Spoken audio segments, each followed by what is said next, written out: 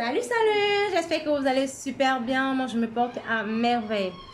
Nous allons parler du business des mèches une fois de plus. Oui, c'est vrai que j'ai déjà fait plus d'une fois les vidéos concernant le business des mèches, mais je vais encore en refaire. On ne se fatigue pas. La répétition est la meilleure des leçons. Si tu es nouveau sur ma chaîne, je te prie de t'abonner et activer la cloche de notification pour ne manquer aucune de mes prochaines vidéos. Ici, on parle de business, on parle d'opportunités de business et on parle aussi d'autres choses. Donc, n'oublie pas de t'abonner et activer la cloche de notification. Aujourd'hui, encore une fois de plus, nous allons parler du business des mèches. Le business des mèches, c'est une mine d'or en Afrique. Regardez d'abord vous-même. Je commence d'abord par présenter d'abord ma mèche là. Ça, c'est une indienne 14A. Elle est d'abord tellement souple. Le bébé, elle est d'abord tellement souple. Nous allons parler encore une fois de plus du business des mèches. Aujourd'hui, je vais vous parler de quelques différents types de mèches en fait. Je vais vous parler de quelques différents types de mèches. Comment est-ce que vous pouvez faire pour les différencier aussi? Quelques différents types de mèches parce qu'il est important pour toi qui veux te lancer dans le business de savoir au moins le B à bas en fait le B à bas du business des mèches. Je vais te présenter ici. Je vais beaucoup plus travailler avec les perruques aujourd'hui parce que j'ai fait des vidéos précédentes où je travaille avec des boules de mèche. Ici, par exemple, je te présente cette mèche. Je vais retirer. Hein. C'est une mèche derrière que je vends. Elle, cette perruque, là, c'est la Jerry Curly en fait, en indienne 14A. Quand vous regardez d'abord la souplesse d'abord de la mèche, elle est d'abord bien souple. Elle est d'abord bien souple et elle est peignable. Donc, vous pouvez tout simplement asperger de l'eau comme ça et puis vous peignez. Et l'avantage avec la bonne mèche, c'est que quand tu aspires l'eau, tu peignes comme ça là. Le jour où tu veux encore retrouver tes boucles, tu trempes juste dans l'eau et tu retires, tu accroches et les boucles vont revenir. Ça vous permet aussi également d'hydrater la mèche. Nous avons une variété de mèches qui passent le plus sur le marché. Ce sont les mèches indiennes. Oui.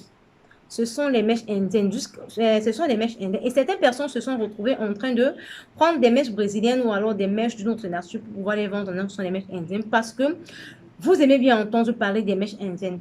Pourquoi les mèches indiennes? Parce que la mèche indienne, vraiment, elle a cette particularité qu'elle est tellement facile à entretenir, contrairement à d'autres mèches. C'est pour cette raison que beaucoup de personnes s'accrochent sur les mèches indiennes. Maintenant, quand on parle de mèches indiennes, il y a beaucoup de variétés sur les mèches indiennes. Nous avons les 8A. À l'époque, il y a 7 ans, 6 ans, quand je commençais dans les mèches, les 8A étaient la mèche qui était au top sur le marché. C'était la mèche qui était le top sur le marché. Après ça, nous sommes montés sur les 9A. Les 8A existent encore, mais ce ne sont pas les mèches de bonne qualité. Ce sont les mèches qui sont mélangées avec de l'or synthétique de nos jours. On a les 9A également, qui sont des mèches qui sont vraiment soft, qui sont vraiment les mèches de bonne qualité aussi. Mais la qualité n'est pas aussi bonne que ça, parce qu'elles se mêlent. Elles se mêlent avec le temps. Nous avons également les 10A. Ça, c'est où la qualité vraiment de la mèche commence. La 10A, que ce soit en indienne, que ce soit en brésilienne, ce sont des mèches qui sont de bonne qualité. Ce sont des mèches que si tu entretiens bien, tu vas te retrouver en train de faire 10 ans avec cette mèche-là. Oui, je vous dis, tu vas te retrouver en train de faire 10 ans avec cette mèche. Nous avons également les 12A. Les 12A sont des mèches qui sont en train de se rapprocher au double drown.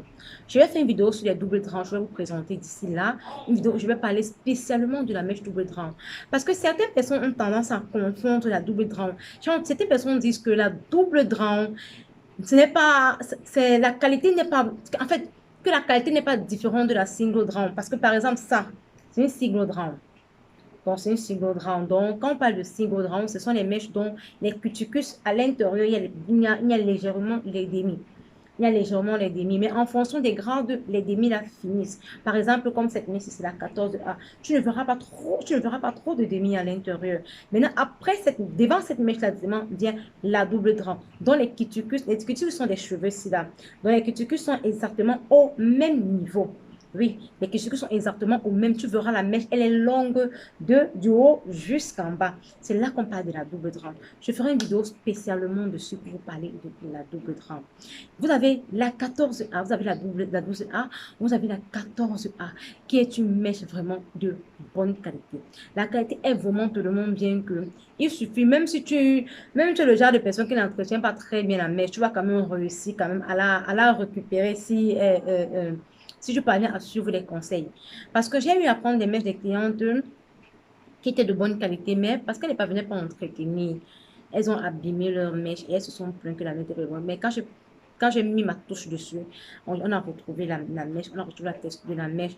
Et quand je lui ai dit après, comme madame, voilà votre mèche, elle était tellement sûre. Parce que la mèche, peu importe comment la mèche est, peu importe comment tu as entretenu la mèche, mais quand elle est de bonne qualité, tu peux la récupérer après un bon traitement.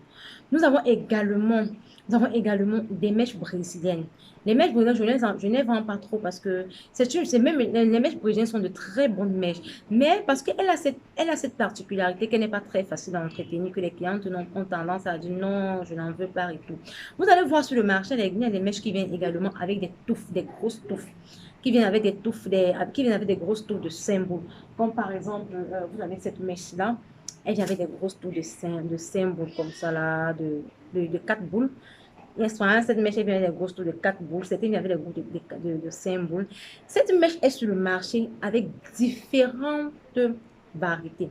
Vous allez les voir en naturel, vous allez les voir en indienne, vous allez les voir en brésilienne, vous allez les voir en péruvienne. Mais faites très attention.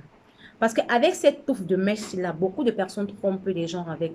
Certains vont prendre les mêmes touffes de mèche avec les mêmes bandes de violet et elles vous diront que non, c'est la bonne qualité, c'est la mèche indienne 15A et tout. Et pourtant, c'est le mensonge. Moi, je ne suis pas là pour vous berner. Je suis là pour vous dire la vérité. Je suis là pour vous dire la vérité parce que généralement, les mèches avec les touffes, là, ce sont des mèches indiennes cheveux vierges. Nous parlons de différentes variétés de mèches indiennes cheveux vierges. Rémi, oui, les mèches, c'est même Rémi. Quand tu regardes bien à l'intérieur, tu ne verras pas trop de démis. Regardez vous-même. La texture, d'abord, elle est bonne. Beaucoup de personnes se servent de cette mèche-là pour berner les autres avec. J'attire votre attention là-dessus. Faites très attention quand vous achetez les mèches avec. Il faut bien prendre la peine de regarder la qualité de la mèche avant de prendre. Parce que vous verrez d'autres comme ça, au toucher, elle n'est pas soft. Au toucher, tu verras des demi. Au toucher, tu auras l'impression que c'est une synthétique. Au toucher, tu auras l'impression que la mèche a déjà été portée. Donc, soyez vraiment prudents sur les mèches qui viennent avec des touffes. Je vous le recommande. Soyez vraiment prudents sur les mèches qui viennent avec des touffes. Vous avez également cette variété de mèches également. Ce sont les mèches également qui viennent avec des touffes de 5, de 4 aussi. Cette mèche aussi sur le marché, il y a beaucoup de variétés dessus. Vous allez les voir en brésilienne, vous allez les voir en péruvienne, vous allez les voir en naturel, vous allez les voir en cheveux, en nigérien, mais parce que les nigériens aussi font aussi des mèches de bonne qualité. Vous allez voir en nigérien, vous allez voir en synthétique. Faites aussi vraiment la différence sur cette mèche-là. Faites vraiment la différence dessus. Il faut vraiment être un connaisseur pour connaître vraiment cette mèche-là, les mèches en touffes-là. Vraiment être un connaisseur parce que beaucoup de personnes vous diront que non, la mèche là, c'est comme ça, c'est telle mèche et tout. Parce que la personne va vous vendre la mèche, elle va se retrouver en train de vous dire quelque chose qui n'est pas parce qu'elle vous connaît. Parce que vous aimez bien le nom. Vous n'aimez pas la qualité, vous aimez bien le nom et non la qualité. Donc, sur cette mèche aussi également, faites bien la différence. Parce qu'il y a ces mèches, quand vous prenez, quand vous la peignez, ça saute comme s'il y a plein de mèches partout dans la maison. Elle n'est pas de bonne qualité. Donc, faites aussi la différence sur ces mèches-là quand vous la touchez. Vous allez bien la voir avec des trucs comme ça, des trucs rouges. Vous avez peut-être vu chez quelqu'un d'autre, la qualité était bonne. Vous avez peut-être une autre personne, vous achetez, ce n'est pas la même qualité. Parce que vous allez voir le filet rouge et tout, vous allez vous dire que non, là-bas aussi, le filet rouge, c'était la bonne qualité. Certainement ici, le filet rouge, c'est la bonne qualité. Ça aussi, faites très attention. Faites aussi attention aussi. Vous devez savoir différencier les mèches sur la qualité. Vous devez savoir différencier les mèches au toucher. Quand vous regardez la mèche, au toucher, au niveau des cuticus, pour différencier les mèches. Certaines prendront même, quand vous prenez une petite fine de mèche comme ça, là, vous prenez le briquet, vous allumez le briquet dessus, la mèche va brûler, l'odeur va sortir comme l'odeur du cheveu, les poils, par exemple, quand vous brûlez peut-être une viande de brousse, les poils de ça, l'odeur de ça, c'est exactement l'odeur que la mèche doit vous donner, la bonne mèche doit vous donner. Mais par contre, si cette odeur ne ressort pas, sachez tout simplement que la mèche n'est pas de bonne qualité. Et aussi, il faut savoir qu'une mèche de bonne qualité, vous l'entretenez mal et puis elle se gâte. Nous allons parler également des closures actuellement. Il y a les closures ici, ce sont les anciennes closures. Aujourd'hui, qui ne viennent plus pleines. Ne vous plaignez pas quand vous voyez une closure qui ne vient, elle est vraiment ancienne closure, mais quand vous la regardez, elle ne vient plus pleine. Tout simplement parce que après le Covid, pendant le Covid, la Corée distribuait les closures et les frontales en Chine. Puisque la main d'œuvre en Corée pour les closures et les frontales sont moins chères, extrêmement moins chères. Mais pendant le Covid, la Corée a complètement fermé ses frontières et laisse rien entrer, rien ne sortait. La Chine s'est retrouvée en train de devoir payer la main-d'œuvre au double pour pouvoir faire des closures et des frontales. D'où on s'est retrouvé avec des closures qui ne sont plus pleines à l'intérieur. D'où on se retrouve également avec, on se retrouve également avec des closures machines. On se retrouve également avec des closures machines. Vous voyez un peu, on se gagne avec des closures machines qui ne sont pas des mauvaises closures, mais tout simplement parce que vous ne pouvez pas donner une autre fente à la fente initiale. Vous croyez que non, elle n'est pas de bonne qualité. Non, les closures machines sont aussi des bonnes closures. Mais la seule différence, c'est que vous ne pouvez pas donner une autre fente. Par exemple, si vous donnez une autre fente comme ça, à cette closure-ci là, vous voyez, ça ne l'a pas donné parce qu'elle a été juste cousue. Au lieu d'être fixée, elle a été cousue. Donc, c'est juste ça la différence. Moi, je conseille même vivement aux gens aujourd'hui de prendre des closures machines pour faire le perruque avec. De prendre les perruques pour faire le perruque avec parce que vraiment, il n'y a pas trop de différence. Ici devant, tu as tes cuticles là qui sont alignés là, que tu peux tout simplement faire tes baby face avec tranquillement. Tu n'as pas de souci à te faire. Nous avons également, avec cette main-d'œuvre qui est élevée, la Chine s'est retrouvée en train de faire également ce genre de frontales qu'on appelle les frontales LPAC. Les frontales LPAC, vous voyez? Les frontales LPAC. Voilà, ce sont les frontales LPAC. Vous voyez un peu. Cette frontale, la seule différence, c'est qu'avec cette frontale également, comme je disais sur les closures machines, vous ne pouvez pas faire une fente autre que la fente de départ. Donc, la fente de départ, c'est la fente que vous allez maintenir jusqu'à la fin. Je vais un peu la mettre un peu sur la tête, un peu, pour que vous voyez un peu qu'il n'y a pas trop de... Avant ça, je vais d'abord la peigner. Ça, c'est une indienne 14A. J'aime tellement mes boucles de mèche que... Vous voyez un peu. Je la mets d'abord, je l'aspecte d'abord bien l'eau. C'est une très bonne mèche, je l'asperge de l'eau. Généralement, moi, je fais même un an avec la mèche sans mettre l'huile dessus, sans mettre l'huile dessus. Juste mon eau me suffit parce que les mèches sont d'abord de bonne qualité. Quand je l'aime bien versée asperge de l'eau dessus, qu'est-ce que je fais? Je vais la peigner. Vous voyez le sens? Je vais la peigner. Je vais la peigner. Je vais la peigner. Je vais la peigner. Je vais la peigner. Je vais la peigner ainsi. Je vais la peigner. Je vais la peigner ainsi. Je vais la peigner. Je la peigne. Je la peigne. Je la peigne. Vous voyez? Quand tu la peignes, d'abord, la mèche gonfle. Le charisme de la mèche, non, la mèche gonfle d'abord. Voilà. Voilà que je vais la mettre sur la tête. Vous allez voir qu'il n'y a pas trop de différence avec une bonne frontale. Voilà. Voilà, j'ai mis ça sur la tête. Voilà que j'ai mis ça sur la tête. Vous voyez un peu. Maintenant, si je décide de dire que je vais faire les baby, ça ne dérange pas. Voilà. La devanture est exactement comme si c'était une frontale normale. Vous allez juste couper là. Et puis, quand vous allez coller votre frontale sur la tête, vous allez l'arrêter. Par exemple, comme ça. Vous allez l'arrêter, par exemple. Regarde, la mèche est d'abord souple. Oh, moi. Regarde, la mèche est d'abord souple. La mèche est d'abord souple. Donc, la mèche là ne souffle de rien. La mèche est d'abord souple. La mèche répond d'abord. Regarde comment, quand vous allez la peigner, vous l'arrêtez par exemple comme ça. Vous voyez, quand vous allez la coller ici, là. Vous la collez là. Il n'y aura pas trop de... Il n'y aura même pas une différence que c'est une frontale LPAC.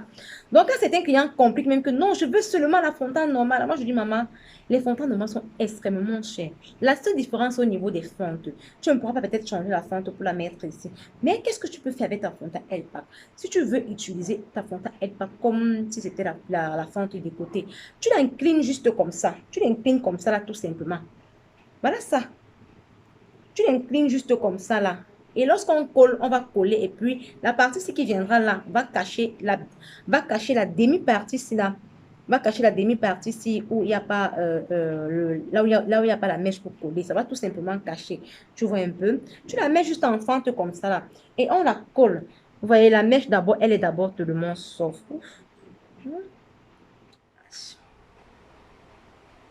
Donc voilà.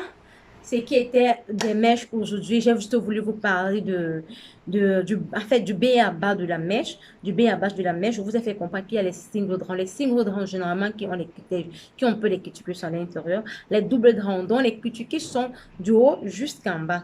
Je vais faire une vidéo spécialement pour les doubles draps. D'ici une semaine, oui, je ferai une vidéo pour les doubles draps que je vais poster pour que vous puissiez voir la différence entre la single drap et la double drap, qui sont d'ailleurs les mèches les plus vendues. On fera également une autre vidéo pour parler des vietnamiennes aussi, des mèches Cambo, des China Hair. Restez tout simplement scotché sur ma chaîne.